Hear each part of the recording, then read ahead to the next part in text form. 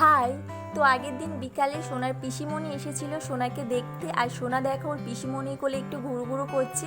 আর রাতে তেমন ভিডিও বানানো হয়নি। পরের দিন সকালে মা ব্রেকফাস্টে রুটি বানিয়েছিল, তরকারি বানিয়েছিল, আর বাবা আবার দোকান থেকে পরোটাও নিয়ে এসেছিলো। তো সেটাই এখন সকালে খাওয়া দাওয়া করছি। আর এইদিকে আমি সোনার জন্য ফর্মুলা মিল্কটা বানাচ্ছি।